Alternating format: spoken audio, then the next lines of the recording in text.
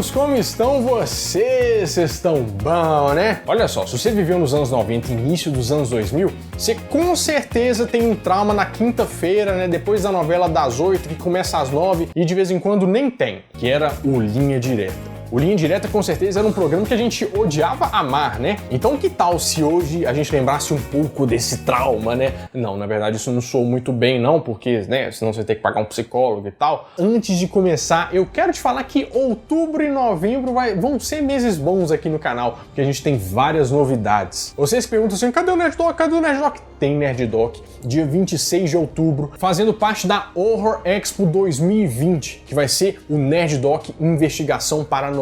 E eu fui conversar com um investigador paranormal que é neto do casal Warren, do filme Invocação do Mal, Annabelle, e ele faz tudo de verdade, exorcismos reais. Então a gente vai analisar vários casos, ver o que é verdade no cinema, o que é mentira, como é que são feitas as coisas de verdade. É um negócio que você não pode perder, tá? Dia 26, anota na sua agendinha aí. E não esquece que no mesmo dia 26 do lançamento do novo Nerd Doc, a gente vai começar uma campanha de financiamento coletivo da temporada 2021 do Nerd Doc. Se você quer saber mais sobre essa campanha, o vídeo tá aqui em cima explicando detalhe por detalhe. Combinado? Então já vai aquecendo os motores aí, porque outubro até dezembro aqui no Nerd Show vai ser fogo, bicho. Tem que ter muito pão de queijo nesse tempo aí pra você aproveitar. Mas que tal se a gente lembrasse os casos que deixaram nosso cabelinho em pé, né? Se anima? Vambora? Promessa de dedinho mesmo? Você tem coragem? Então, vambora!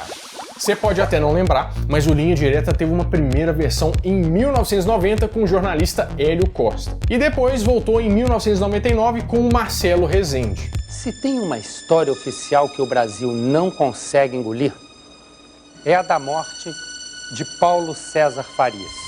E um determinado Marcelo Rezende foi pra Rede TV, né? Ou seja, ele sumiu, ele nunca mais apareceu. E o Domingos Meirelles assumiu a apresentação. O Linha Direta apresentava uns casos policiais de uma forma reconstruída, né? E no final abriu uma linha telefônica que ficava acessível 24 horas para que o público pudesse dar informações sobre os criminosos que apareceram no programa. Mas o programa cumpriu tão bem o papel que várias organizações humanitárias fizeram um abaixo-assinado para que ele continuasse no ar, né? Ele ganhou medalha lá na Câmara dos Deputados e tudo mais, isso tudo porque ele tinha um papel benéfico para a sociedade. Que olha só, vários bandidos foram presos e muitos deles se entregavam às autoridades só de saber que o caso deles ia aparecer no Linha Direta, que você, meu Deus, agora eu tô ferrado, vou ter que, né, vou entregar de uma vez? Mas mesmo assim, em 2007, a Globo anunciou que ia agora trabalhar com o sistema de temporadas, né, e que iam analisar internamente se o Linha Direta ficava ou não. E sempre ficou aquela esperança de retorno, né, várias notícias naqueles sites fuciquinho.com, isto é, não sei o que, o Linha Direta vai voltar, mas até hoje nada. Mas agora é hora da gente lembrar de alguns casos. Um dos casos mais assustadores e macabros foi retratado em 2004 pelo Linha Direta. A história do Chico Picadinho. Se lembra disso? Francisco Costa Rocha. Ele ficou conhecido como Chico Picadinho. Chico parecia uma pessoa normal e com hábitos culturais sofisticados.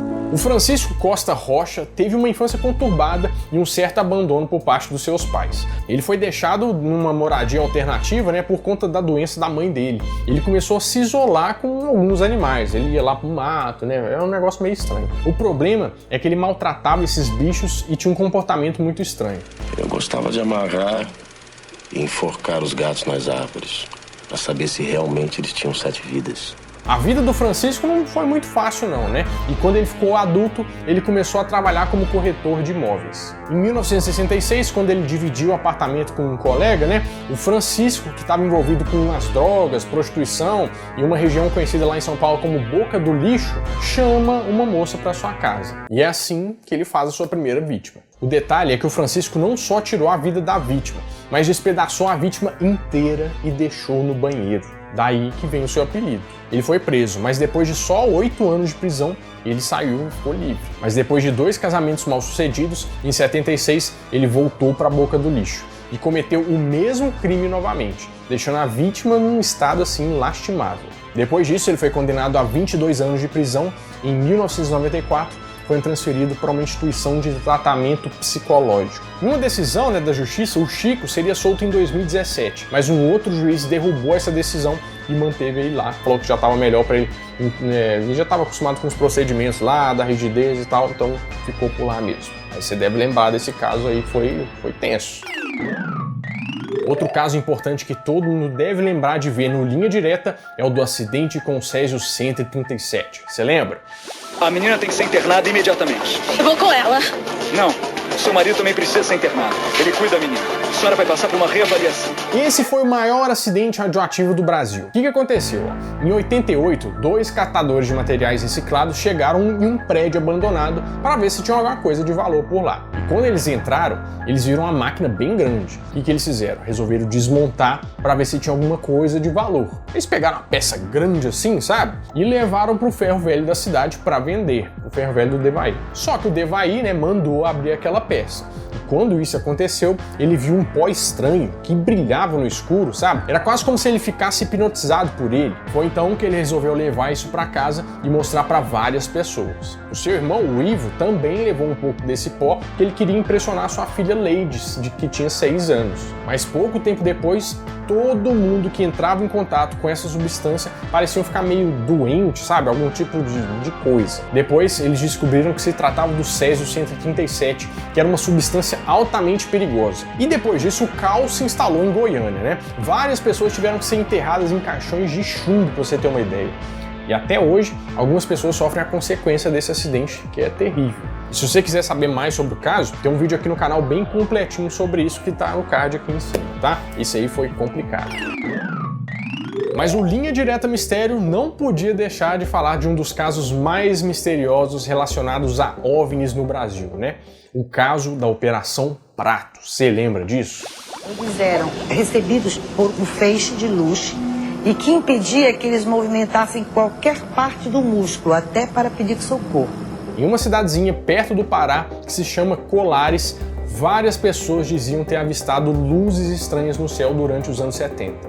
Mas a coisa não parou por aí não. Porque essas pessoas diziam que essas luzes estranhas teriam atacado elas e começaram a lotar o hospital da cidade com queimaduras que supostamente eram causadas por essa luz. E eles começaram a chamar isso de o ataque do chupa-chupa. Hoje isso acontece só em casas de swing, ou então na Brilhante, Mas muito diferente do que normalmente acontece, a Força Aérea Brasileira foi investigar esse caso, que ficou a cargo do capitão Uirangê. Durante vários meses, os soldados investigaram os fenômenos, mas naquela época se chegou à conclusão de que nada tinha acontecido de fato. E essa versão tinha sido desmentida pelo próprio capitão algum tempo depois, porque ele resolveu falar o que tinha realmente acontecido. Em uma entrevista para a revista UFO, o Uirangê disse que ele e os soldados dele tinham avistado uma nave com uma luz âmbar, e que tinha uma parte preta embaixo. O estranho de toda essa história é que depois de admitir que tinha acontecido alguma coisa, o Uirangê foi achado enforcado com as cordas do próprio roupão dele. Até hoje, muitas teorias tentam explicar o que tinha acontecido, Mas que deu muito medo no Linha Direta, meu filho, nossa, ó, piscou tudo aqui, ó, deu muito medo. O Linha Direta também retratou o primeiro caso de comoção nacional em sua programação. Esse era o crime da mala. Você lembra disso?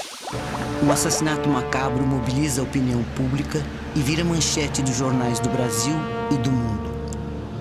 Ele fica conhecido como o crime da mala. Então, esse episódio contou a história de 2 imigrantes italianos, o Giuseppe e a Maria Fea. O ano era 1928 e os dois decidiram mudar lá da Itália, para a Argentina. E algum tempo depois, eles resolveram vir aqui para o Brasil porque tinha mais oportunidade. O Giuseppe trabalhava na loja do primo. E teve um determinado ponto lá que o primo dele ofereceu uma sociedade na loja.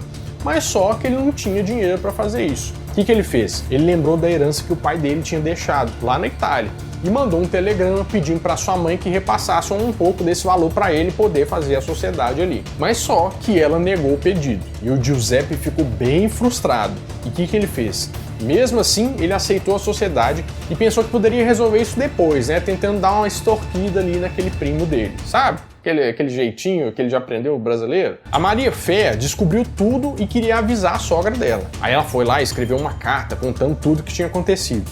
e sobre o plano dele. Mas infelizmente, o que estava por vir era uma tragédia, que o Giuseppe descobriu a carta antes que ela fosse enviada.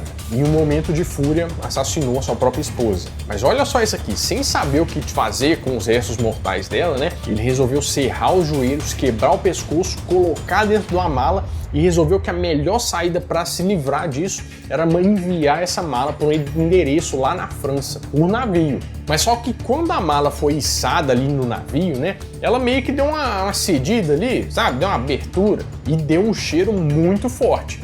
Quando o pessoal foi averiguar, descobriu tudo. A imprensa, claro, né, cobriu o caso e se tornou o primeiro caso com a comoção nacional. E o Giuseppe foi condenado e preso, mas depois foi solto, não muito tempo depois. Eita, linha direta, é só caso cabuloso, né? Você trancou aí? Porque eu lembrei assim, tranquei. Mas agora em novembro, nossa senhora, você acha que jogo de tabuleiro é só coisa pra nerd? Uma coisa chata, aquela coisa... Nananina não, você não tá sabendo de nada. Tem muita ação, tem muita treta, tem uma competição e a gente vai inaugurar com o maior prazer o primeiro reality show de jogos de tabuleiro do mundo, a maior competição do mundo, que é o The Great Board. São 4 jogadores, incluindo eu, né, competindo pelo título de rei dos jogos. Então cada episódio um jogo novo, uma aventura nova, uma história nova e muita treta, confusão. Então anota na sua agendinha aí, vai ser sensacional. É numa quinta-feira e vai ser uma temporada bem longa com muita competição e vocês vão se surpreender, porque o nível tá assim, sensacional. Anota o Nerd Doc, anota o The Great Board, anota tudo por aí, certo? Bom, meus amigos, eu espero que vocês tenham gostado muito desse vídeo. E se você gostou, você sabe o que você tem que fazer. Deixa o seu like, se inscreve no canal e tem mais vídeo pra você assistir aqui, ó. Por que você não assiste o vídeo que saiu aí no último vídeo? Você não tá perdendo nada, certo? Faz a sua maratona aí, meu filho. Bom, eu vou ficando por aqui, mas toda quarta e todo domingo eu volto com mais um vídeo quentinho, fresquinho, crocante pra vocês. Então, adeus!